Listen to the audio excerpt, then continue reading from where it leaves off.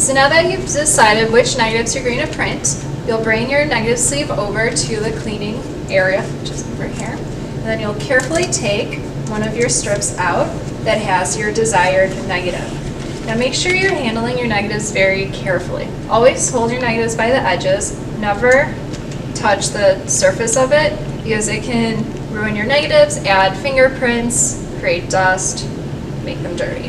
Okay, so hold it by the edges and you'll be able to place it down on the light table. Up here in this open cabinet we have a small bin that has our film cleaner. There's a small bottle that's filled with rubbing alcohol, which is what we use to clean our film, and then a lot of Q-tips.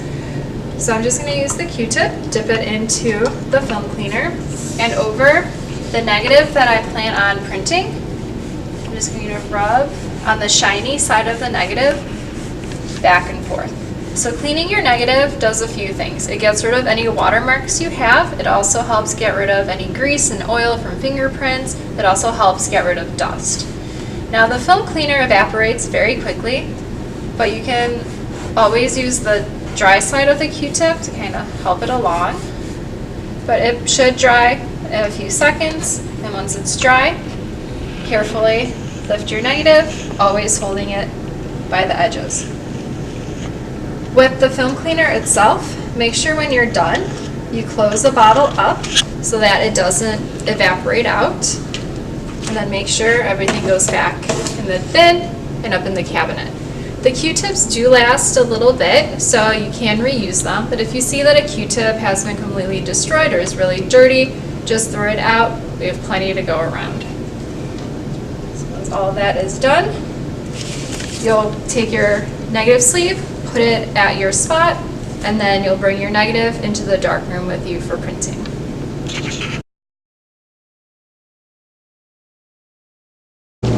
So now that your negative is clean and you brought it into the darkroom, you're ready to put it inside the negative carrier.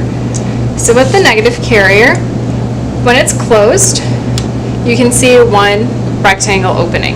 When it opens, you now have two rectangular openings, and your negative gets sandwiched in between. So you'll notice on one half of it, there's these little silver prongs that are sticking out on the sides of the opening. So your negative slides underneath those prongs, shiny side up, and I like to put it about halfway through so that there's a little bit of negative on either side, and then I can go ahead and close it. From there, I can slide my negative strip to the left, to the right, until I have the picture that I want to print displayed in the opening. Now this is one of the reasons why we have you cut your negatives into strips of 5. If your strip is too short, you won't be able to have the film sticking out at the sides to pull it left and right.